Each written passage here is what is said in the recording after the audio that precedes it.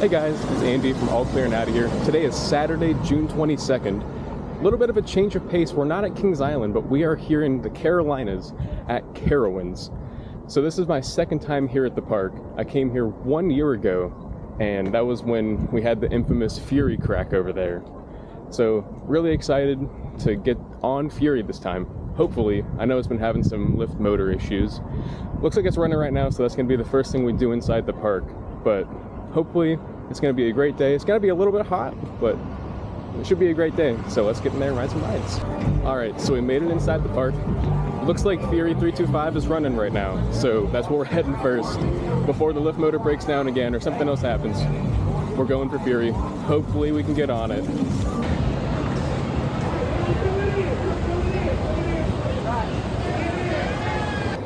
Okay, so we just got our first ride on Fury 325, and wow, yeah, that's a really good ride. I think initial thoughts is, so Kings Island's my home park. I'm really used to Orion. This is clearly better than Orion. It just uses its speed so well. The last two airtime hills give you some really nice pops of airtime, and it's just a really great ride. I love how low to the ground the thing stays. There's a lot of good near miss elements. Diving down into the tunnel, there's one turnaround where you get really close to a support beam, and it's just a lot better than Orion. I'm sorry to say, I love Orion to death, but Fury 325 possibly could be a top 3 coaster. So I'm gonna go back, get some re-rides, and more thoughts to come. Alright, so we got 3 laps on Fury 325, front, middle, and back row. And yeah, like I said before, it's better than Orion. The two drops, both on Orion and Fury, feel pretty similar, if not the same. But then after that, everything's different. Fury stays close to the ground. It's whippy, but it's not like Maverick whippy. It's just enough where it throws you out of your seat and you're having a good time, makes it really re-rideable. But it's not too intense where you don't want to re-ride it again. The airtime hills, they have one nice little floater hill, and then the two at the end give some really nice airtime as well. And man, that treble clef element too is really, really great. Going around, you get some really good positives, and when you get to the top, it throws you around, you get some good airtime, dive back into the tunnel. I think besides the first drop, the treble clef might be my favorite element on the ride. So overall, those are my thoughts on Fury 325. 10 out of 10 ride. I mean, it doesn't really get better than that. So we're gonna move on. Hopefully ride Copperhead Strike, Afterburn, all the other big attractions around here. But so far, great start. Fury 325, you're better than Orion. So we just got a quick ride on the Hurler, which is a ride that I missed last time because it closed since we got stormed out. We got a ride in the Drop Tower, which was fine. And we re-rode Carolina Cyclone, and that ride's running really well this year. I think they're actually using the old trains from Vortex at Kings Island, so that's really cool.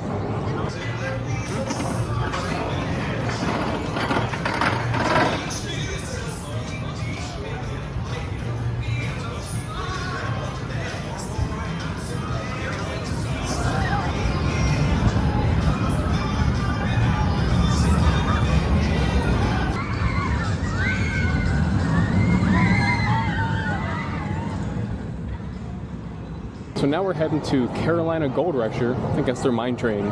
This is also a credit that we missed since this ride was closed on our last visit. Enjoy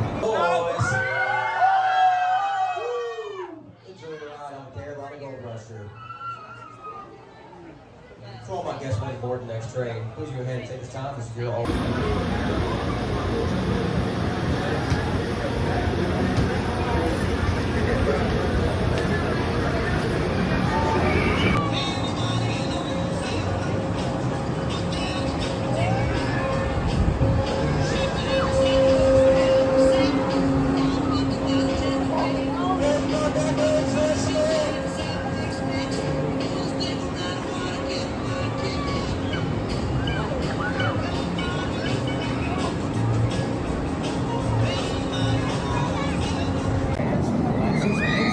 So we just got off the mine ride and off Electrospin. The mine ride was fine. This is your standard aero mine train. Electrospin, really fun though. Definitely top 3 flat ride for me. One thing to note is the operations have been super slow for those 2 rides though. We're definitely spoiled having Kings Island as our home park. Usually Kings Island knocks it out of the park with operations. Carowinds, they're not terrible, but definitely no Kings Island.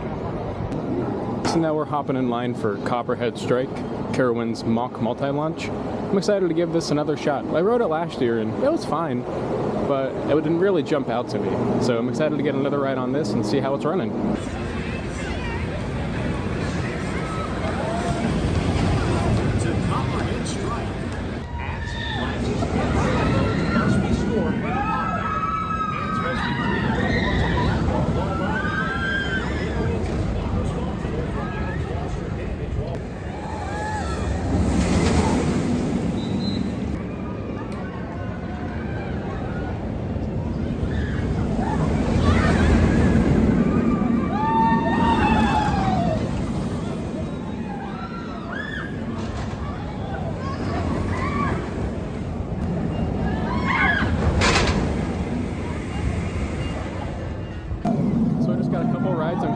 Straight, a couple in the front, a couple in the back.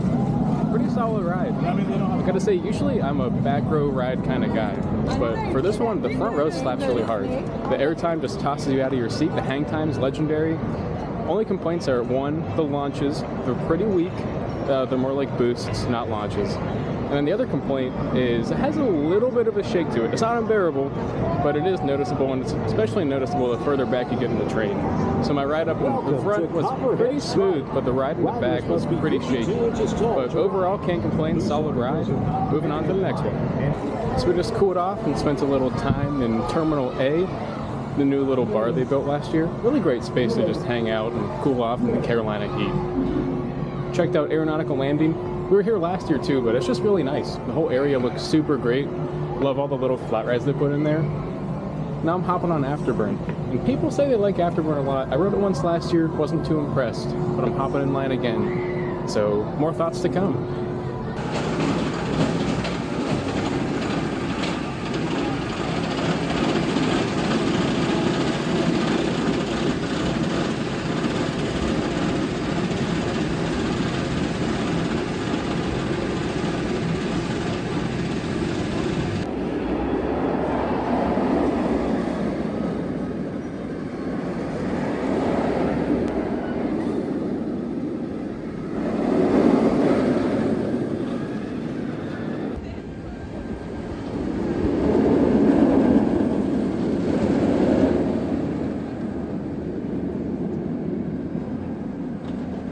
So I just got a couple of rides on Afterburn. Same thing, one in the front, one in the back.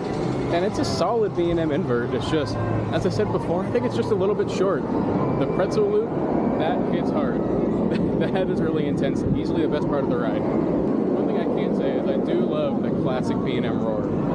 Love how loud this ride is. Really sounds like it is a fighter jet and it is flying past you, so that's really cool. But yeah, just really short ride. Otherwise, solid B&M invert, just wish it was just a little bit longer.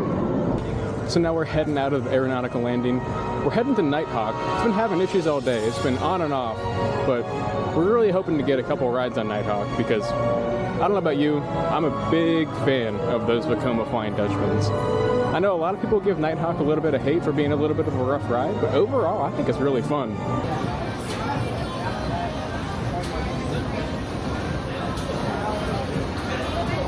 Please do not sit on the handrails.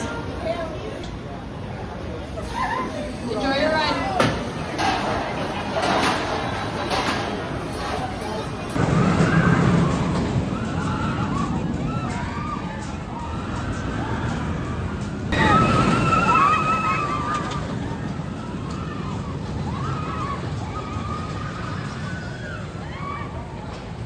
So we just got a ride on Nighthawk.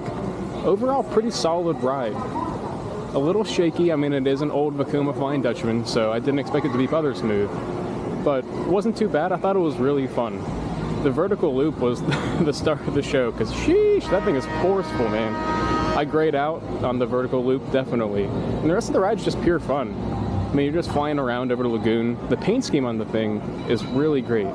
It really pops with the lagoon. And overall, really great looking ride, really solid riding ride. And I just love those Vekoma Flying Dutchmans, man. I don't know what it is about them, but they're just really great rides.